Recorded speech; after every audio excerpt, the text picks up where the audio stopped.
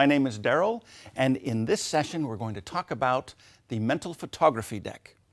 Before I get into the details of how the deck works and exactly what it does, I'd like to talk a little bit about the history. It all started back in about 1948. That was the first magazine ad I've seen for it, and this is the way they used to come.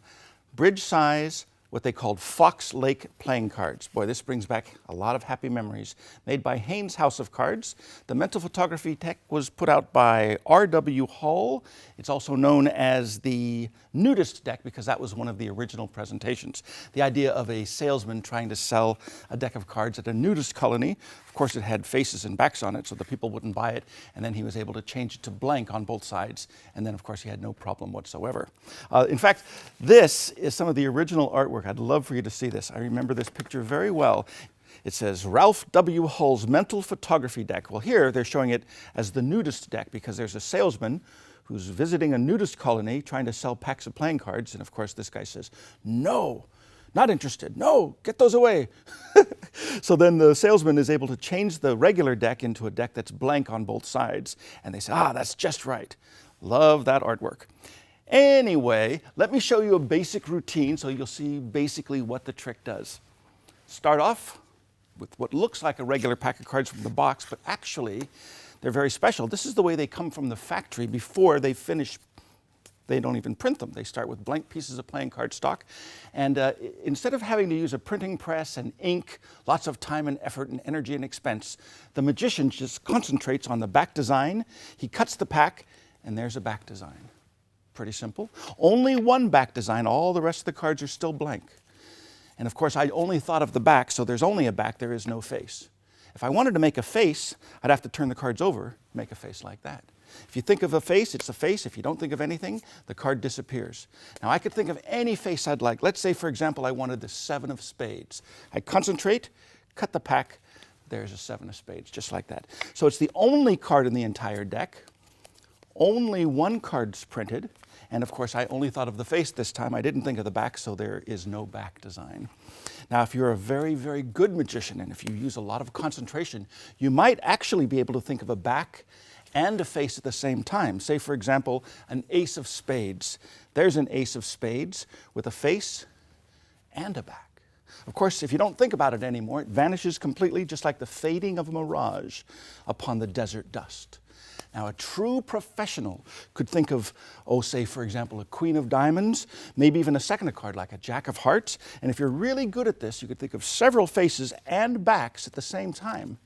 But I could actually think of an entire deck of 52 cards at once. Of course, I can only keep this in my mind for just a few short moments because it's very, very difficult. Lots of strain on the brain. And once you stop thinking about cards, the cards go back the way they were at the very beginning, completely blank. And that is the mystery of the mental photography pack.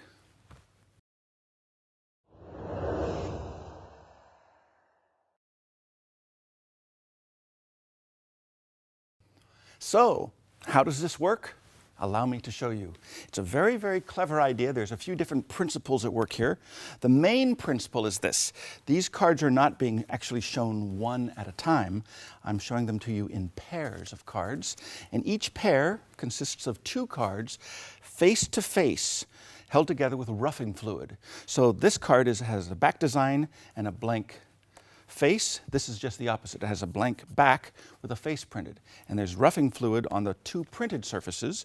So if they go together, they're actually staying together as a pair of cards. That's exactly how the whole deck is constructed. Each one of these would be a pair of cards held together like this. Now, another little principle that's being used is the long and short principle.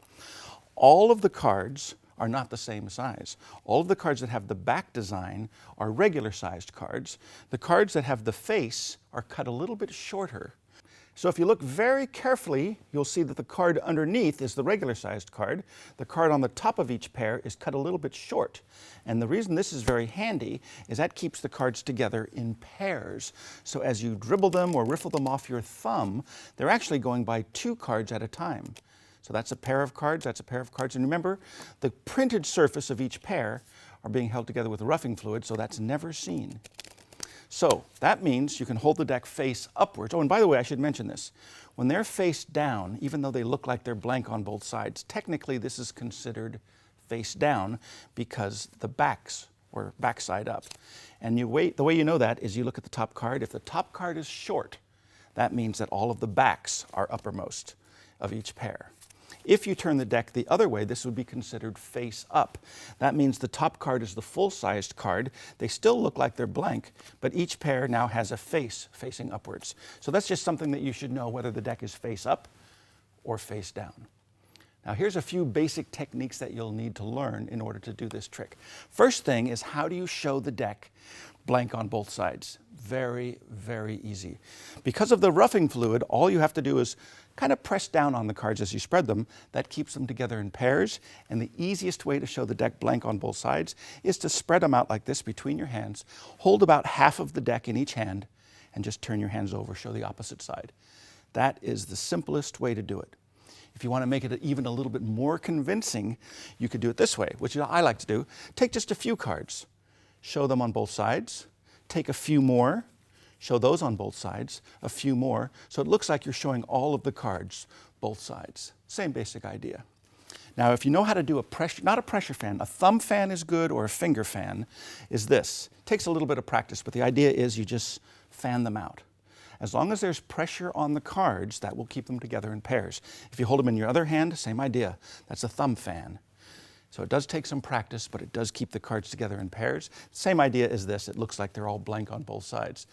If you have the cards facing downwards, which means, remember, the back is uppermost, you can do this dribble off your fingers. This is a little bit risky because the roughing fluid is keeping the printed surfaces together, not the blank surfaces. But it's like the Svengali deck. If you practice it, you can show them apparently blank on both sides. But I think that this is probably the most convincing method. If you like to live dangerously, and I know that some of you do, if you have a nice surface, like a close-up pad or a surface with a little bit of give to it, you could actually spread the cards on the table. And you can turn them over like this. Now, but that's as convincing as it can get. All you have to do is, remember, press downwards as you make the spread. That keeps the cards together in pairs. So right now there's 26 pairs of cards. And if you turn them over, just do it gently. You'll have to practice this.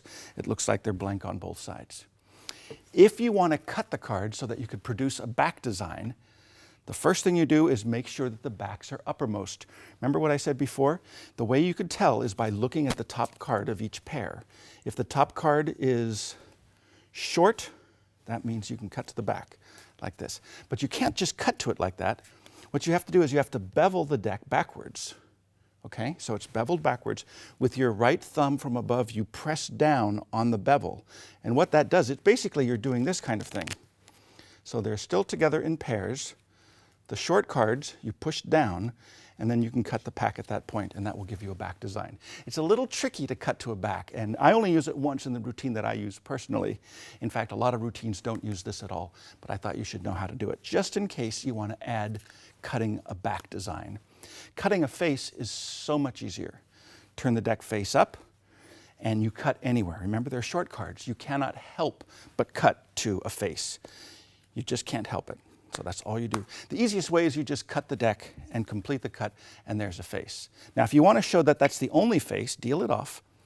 Show the rest of the cards on both sides if you'd like. You can show all of these cards on both sides except the last one, because the last one is a single card that has a back design. What I would normally do is to cut the face, say, oh, that's the only face, and the very last card, I would just toss it on the table. That's kind of a nice little subtlety because it's a single card. Put this back. If you need to, you can show this as blank on the other side. You don't have to, depending on the routine that you're doing. Another thing you could do is do multiple cuts. So you can cut the deck several times in your hands. If you don't have a table, you can say, well, there's no cards at all. As you can see, they're completely blank. But if I concentrate, I could think of a card, oh, I don't know, say, for example, 8 of diamonds. If I wanted a few more cards, you can think of a 2 of diamonds, King of hearts. You can cut as many as you want. That's a very nice thing. But as soon as you show the faces, instantly cut the deck and go right into the blank surfaces again. So it looks like those faces just vanish completely. Now, if you have a table to work with, and that's always a nice thing, here's a great bit. You can cut the cards onto the table. Once there's a printed card, okay? All the rest of them are blank, apparently, but you can cut again, a third time, a fourth time, as many times as you want. And if you need to, you can show the opposite side of each pack. So it looks like now you're cutting faces and back designs in the whole pack. From there, I usually go into showing the whole deck is completely printed. Here's another technique that comes in handy once in a while. Hold the deck face up like this. And before you make a fan, what you're going to do is you're going to apparently produce one card that's got a face on one side and a back on the other. This is a nice technique. You show the cards are blank.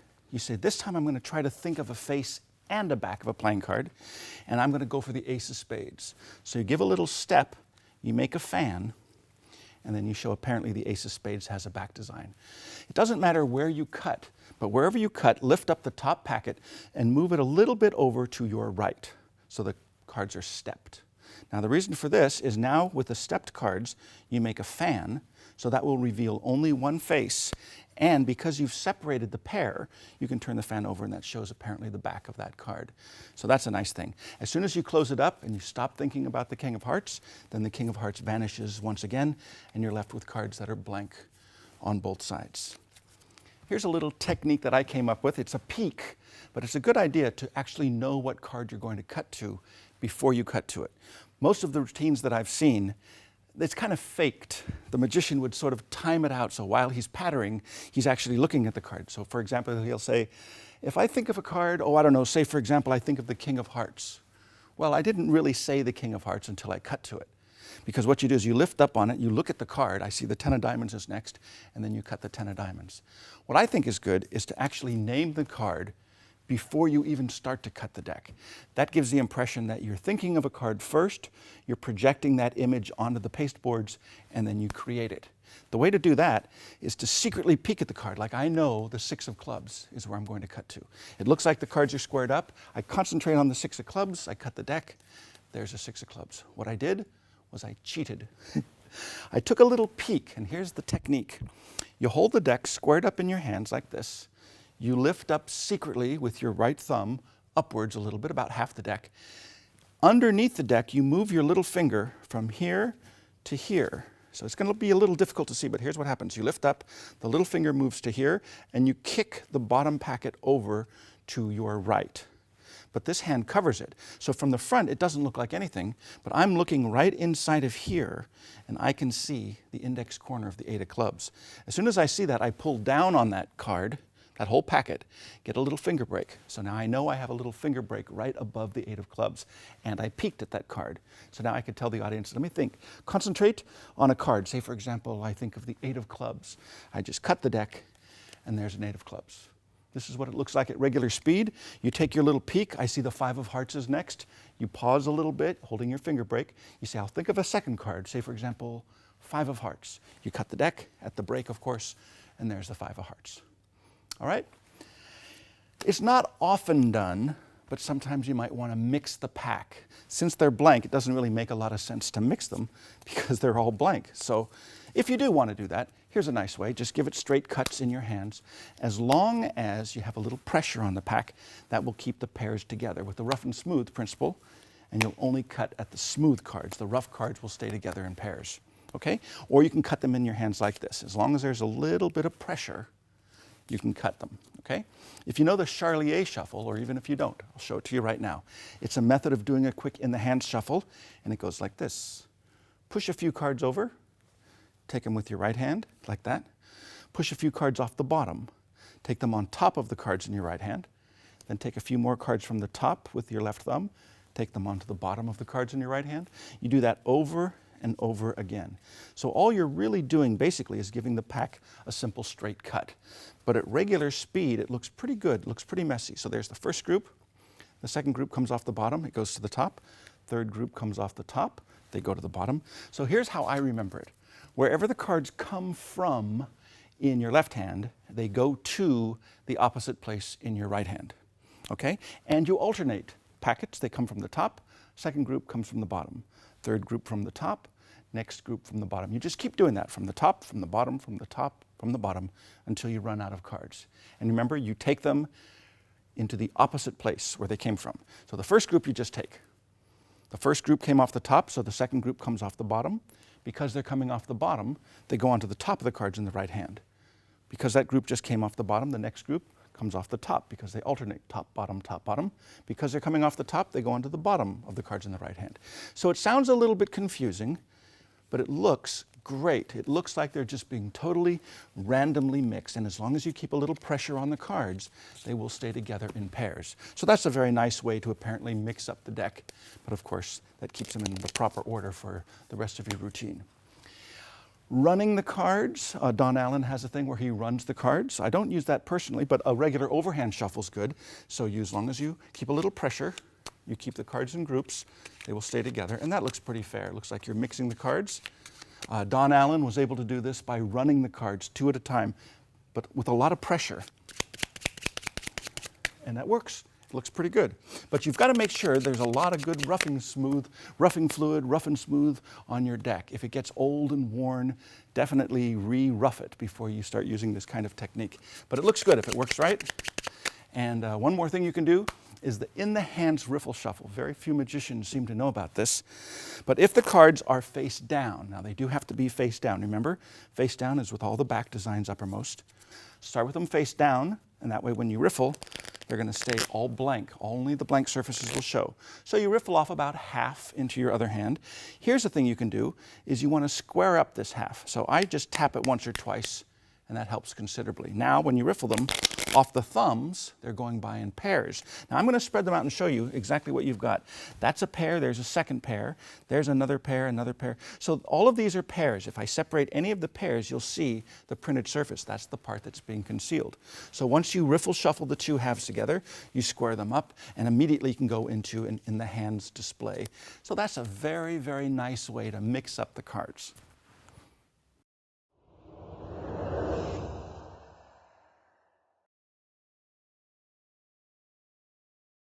You can also mix the deck while the cards are face up or printed. What happens is they're face up. If the card is printed, you can give it a straight ordinary cut, and you have another printed surface. So it looks like you're just cutting the pack randomly. That pretty much mixes up the deck.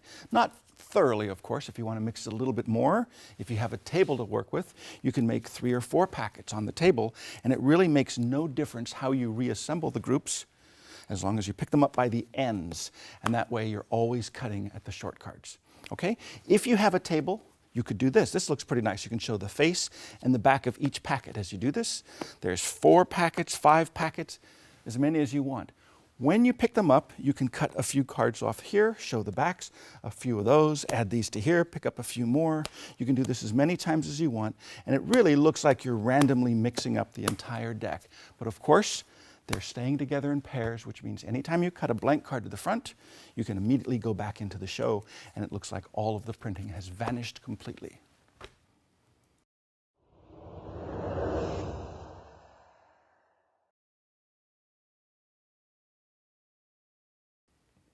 The 2 most popular presentations for the mental photography pack would be, first, the mental photography. That's the way I normally like to do it. I start with the cards that are blank, show they're blank on both sides, and then you say, without having to have a printing press, without having to pay for ink, time, effort, energy, and expense, you just concentrate with your mind and you mentally photograph the card onto the blank surface. So you think of a card, you cut to it, and there it is. Then you go from there. Another presentation, which I've never seen anybody actually use, but I do remember it from the advertisement, and that was the nudist deck. And like I said earlier, the presentation has something to do with a salesman going to a nudist colony and trying to sell a deck of playing cards. Of course, the people don't want to buy it because it's got faces and backs. I mean, they're dressed. So the salesman magically changes that regular pack into a blank deck that's blank on both sides. And then, of course, the people at the nudist colony say, sure, I'll be happy to buy those now. In my research, I came across a very interesting presentation from the Don Lawton book called Lots of Lawton. It's on page 140, and it would be perfect for the gospel magician. It goes a little something like this. Back in the dawn of time, there were no men. In Genesis 2, verse 7, we read, and then God made man. Just one man, no one else. He was all by himself. Then God realized that man needs a helper. He needs a wife.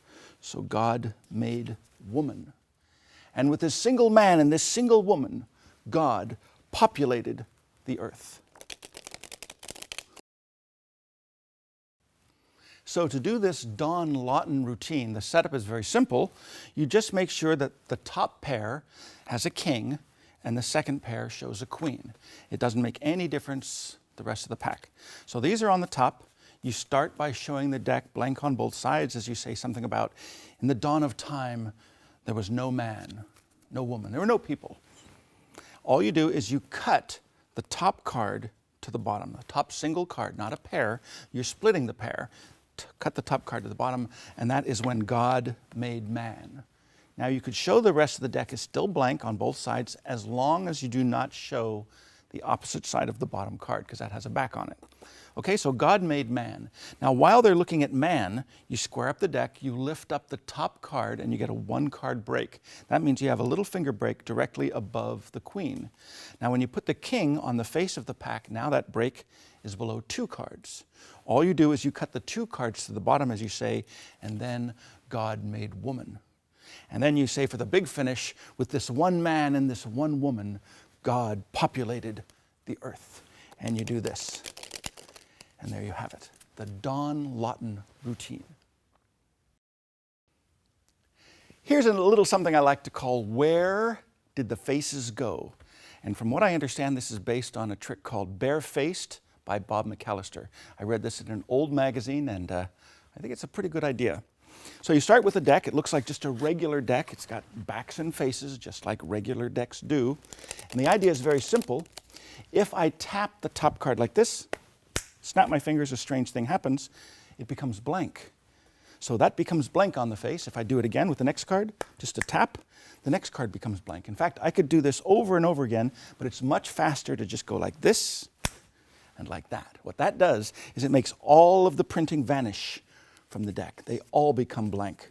Where did the ink go? Well, I'll show you right here. All 53 cards. That's a great little trick. So here's what you do. You get a 53 on 1, and these are the best I've ever seen. Produced by Fuller Duelers, I understand. They're full color. All of the cards could be seen. You get a strong face on the deck. For example, a Jack of Spades. It's a good, strong card. That goes on the face of the pack. Its pair, its back card, goes on the top of the deck, which is this way, and the 53 on 1 like that. So the whole setup is 1 face card, 53 on 1 on top, followed by a blank-faced card. Now what you do is you start by taking the cards out of the box face down, you turn the entire deck face up, and you riffle through them to show it as a regular pack of cards. The most important thing here is make sure you don't expose the 53 on 1 card. So when you start your riffle, don't start with the very first card. Otherwise they'll see that. So start with a little small packet of cards first into your left hand, and then you can very slowly go through the rest of the deck. So it looks like just a regular pack, faces and backs. Turn the deck face down. The first effect is you tap and you snap, or something like that, and you do a double lift to show the first card becomes blank. Now the double lift is pretty easy because of the long and short principle. You just reach over with your thumb, you grab the first long card, but you can't just take the 2 cards off the top, otherwise you'll expose the blank surface that's next. So you pick up the 2, your left hand does sort of a wrist turn, or a wrist kill is what they call it, and that hides the blank surface as you turn this blank side up. So it looks like it's blank, put it back onto the deck, very cleanly deal the top card, which is, remember, the 53 on 1, onto the table. Then you say, if I do it again, tap and snap, the next card becomes blank as well. Now, as you're showing the next card, once again, you have to do that wrist turn to hide this. And as you're showing this blank surface, it's a single card, put the deck face up on the table. Now you can put this onto the top like that. You do a little bit of magic, and apparently you make all of the faces vanish completely from the pack. Where did the faces go? Where did the ink go? Right here on the table, turn over the card, and there you have it. And that is, where did the ink go? Well, in learning that other trick, it dawned on me that you don't actually have to make the faces and the backs disappear in the deck, because only the faces appear on what was the blank card previously.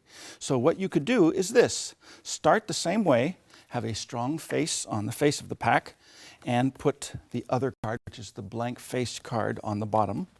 Then I would add an extra blank-faced card as well. So what you do is you take another pair of cards and you split it up, you get rid of one of the cards and just keep the one that's blank on the face. So the setup is exactly the same. The only difference is you have an extra blank-faced card. So the setup is you've got the 53 on one, followed by 2 blank-faced cards.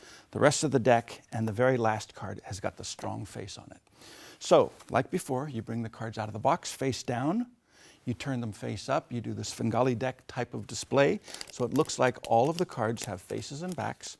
Turn them face down, then you do a double lift. Now, a nice thing about the double lift is that you get the cards, you don't have to do a wrist turn, because here's the double lift, there's the extra card that you put on the top like this. So you do the double lift, you show it's blank, put it back on top, immediately deal the top card onto the table, or even better, into a spectator's hand and have them put their other hand on top. So they believe they've got a card that's blank on the face between their hands. Now you do another tap or another snap and you show the next card has become blank. Once again, you don't have to do a wrist turn. You just turn this card over and you turn the deck over like this, or here's a better way. Just take this blank card, pretend to place it randomly into the pack, but what you really do is you just place it onto the bottom. Now you say all I have to do is a little bit of magic, turn the deck face up and show that the faces have vanished completely. I wouldn't show the other sides. I wouldn't even mention the backs. In fact, I kind of want the audience to think that only the faces have vanished. So you show all the faces have vanished. The very last card you can show on both sides. It does have a back. Square up the deck, turn the whole deck apparently face down, and for the Super Sako climax finish, have the spectator look at the card between their hands, and they'll be very surprised to find all of the cards have appeared.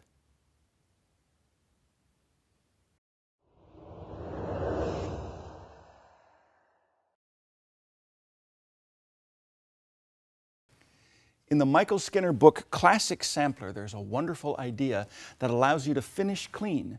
No matter what routine you're actually doing with the trick deck, you finish clean. Watch closely. So you start with the deck, take it out of the box, put the box away in your right coat pocket. Do whatever handling you prefer. You produce the cards by magic. You start thinking about cards and you magically produce printed surfaces, faces and backs. You finish the routine usually by showing that the deck has been completely printed on both sides. Then for the Super Sako finish, almost as quickly as the cards appear, they disappear once again and you're right back where you started from with a completely blank deck. Now you put the deck away in the card box like this, and a nice touch is instead of putting it away, Michael Skinner would just kind of put the deck down and put the pack like that and go on to his next trick. Now, a nice thing about this is usually people really want to look at this deck, and it's right there, so they'll grab for it, and what they'll find is just a completely ordinary double blank deck. This is not a gimmicked pack. What happened was you secretly switched the gimmicked deck out, you secretly switched these in, and it's all done in your left coat pocket. So the preparation is you purchase a regular double blank pack of cards. And a nice thing about the bicycle cards and the mandolin backs is you can buy these now completely blank on both sides. That goes into your left coat pocket loose, without the box. In your right coat pocket, you have the card box and your tricky deck. So this is the mental photography pack. You put these inside like this. Now the subtlety is you start your trick, you're clean, you take the cards out of your pocket, you take the pack out of the box, you put the box into your right coat pocket, so it's empty, and it's in your right coat pocket.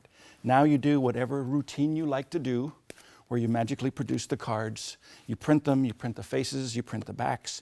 You finish usually by showing that the entire deck has been printed, and then almost as quickly as they appear, by magic, they disappear. So it looks like you have a completely blank deck, blank on both sides. That's the end of the routine. Usually the audience will relax at that point. All you do is you square them up, you hold them in your left hand, and now in your mind you're thinking, I'm going to put them in the box, but you don't remember where the box is. So both hands go into both pockets at the same time. Your right hand picks out the box, your left hand switches, leaving the gimmicked deck behind, brings in the regular deck of double blank cards, and you just put it there and you go on to your next trick. This is a great moment because now people want to look at it, but they don't think they should be impolite and grab your props, and somebody might say, well, do you mind if I look at those? And you let them look at one, have some fun with it. But eventually, of course, you are clean, so the audience can examine everything. And that's the Michael Skinner deck switch to finish his mental photography pack.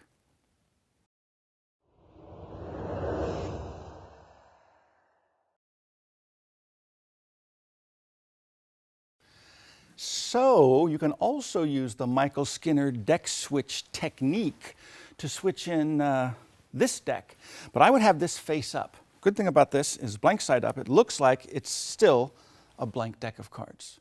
Okay? So the audience thinks that you still have what you've been using all this time, and for your big finish, you say all I have to do is rub it again and make a face appear. And like I did a few moments ago, not only one face, but a second face, a third face, a fourth face. In fact, the entire deck has now got faces. So there's 51 or 52 faces printed.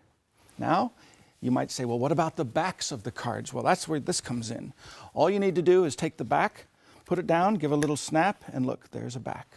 And for the Super Sacco finish, another little snap, and every card has a back.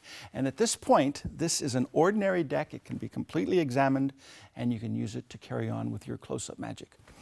What you need to do this is one extra card. That one card has a blank surface. This one happens to be blank on both sides, but it doesn't really matter as long as one surface is blank. The setup is you have a regular deck of cards. I try to put a pretty strong card on the top of the deck, so it's the top if the cards are face down, and then a blank surface on here. Okay?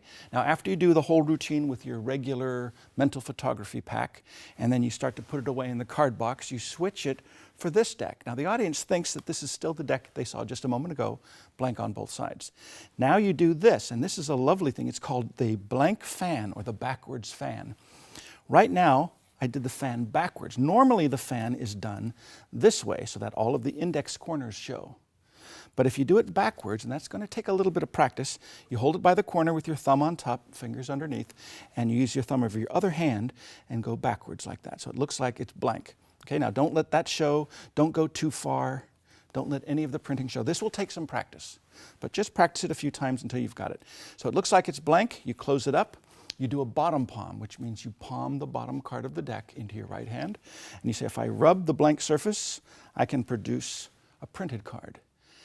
Right now, the whole deck is printed except for the card that is second from the face. I want that to end up on the bottom. So here's what I would do. I would push over two cards and take them together in the right hand, but square it up so the audience doesn't know. Then I would take the next card, the next card, the next card. I say, look, all of these cards are now printed. So by showing the entire deck like this, you have secretly and subtly put the one blank card on the bottom of the pack. Okay? The audience doesn't know that. They think that you've just printed the entire deck. Now you pick up the deck and you once again bottom palm that blank card this time. As you put the deck here, you say, what about the back? You can blow on them and show now that there's a back design. And then for the big finish, another little snap, and every card has a back and a face, and the whole pack could be completely examined. Like I say, you just have this one extra card. Now at this point, I would have a card selected and say, in fact, I want you to sign your name on it. You just reach into your pocket, you get rid of the palmed card as you bring out a Sharpie pen for them to put their signature on the card.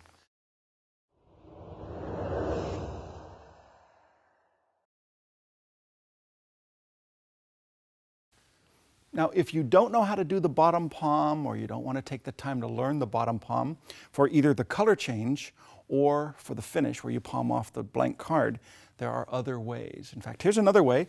Instead of putting the strong card on the bottom of the deck, you put it on the face of the pack, underneath the blank card. So now you do everything the same as before. You switch in this deck, you do the backwards fan so it looks like they're still blank. You close them up, but this time you do what is called the Erdenez change. And here, your hand is empty, you cover the face card of the pack, you show, and you just rub it a little bit, and it changes into the Queen of Spades. Now this is a lovely way to do a color change. All that happens is this. You cover the card, you push it forward underneath your hand just a little bit so that this part's exposed. The heel of your hand contacts that part that's exposed and pulls the card second from the face back a little bit under cover of your hand until it clears like this, and then it goes on top, and then you square up the deck. So all you're doing is pushing a card forward, pulling the next card inward until they clear, then the card that was second goes over the top as you square up. But at regular speed, it looks like this. It looks like it's blank. You just did the fan a moment ago. You show the card, you rub it a little bit, and there's a card printed. Now, because that's 2 cards, if you press over 2 cards like this, and you can show a few cards like this, put those down on the table, show a few more just like before, because you want to end up with that blank card on the bottom of the pack. Now here's another thing you could do called the gambler's cup. You don't actually have to pick up the deck and palm it off the bottom like this. Here's another way. Just hold the deck in your hand and say, oh, I need to have you pick a card in here. In fact, here's a Sharpie pen or something that you can bring out of your pocket. What this is you have the card on the bottom. You just take your middle finger right on the corner and buckle it away from the pack. Your fingers reach into that buckle like this, and as you put the deck down on the table, you just steal the card off the bottom like that, okay? So if you want to do this and you don't want to palm, you can use the gambler's cup. If you do want to palm, this is a great thing. All of these methods for palming off the top, off the bottom, out of the middle, palming cards into your right hand, palming cards into your left hand, it's all covered in the section on palming, which is in volume 6 of the Encyclopedia of Card Sleights by Darrell.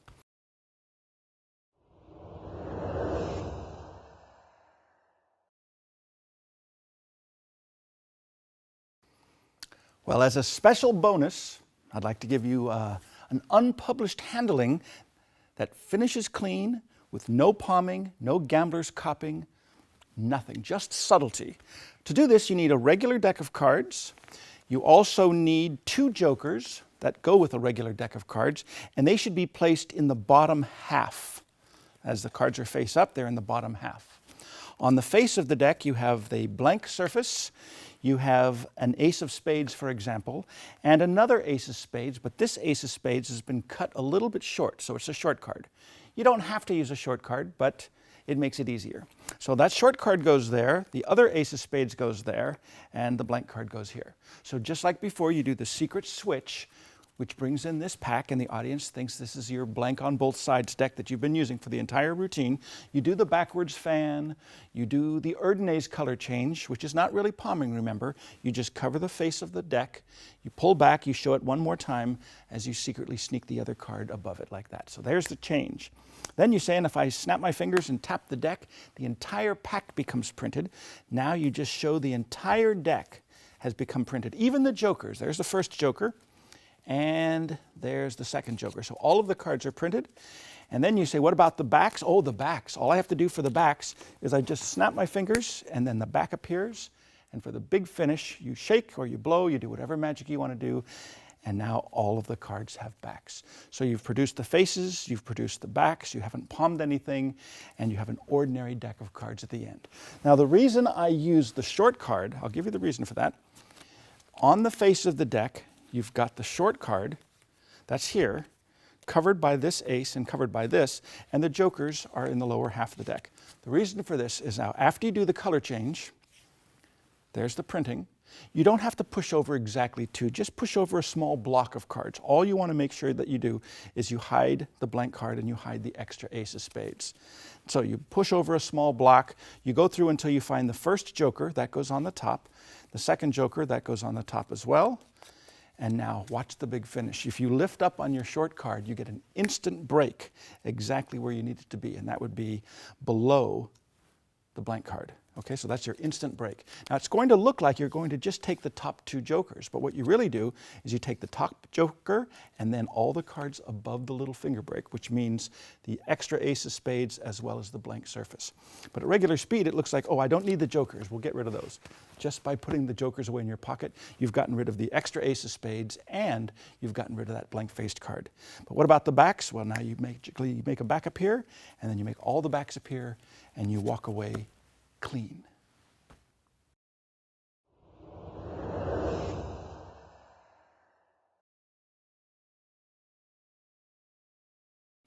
In closing, I would like to remind you that with proper technique and enough practice, what you do will look just like magic.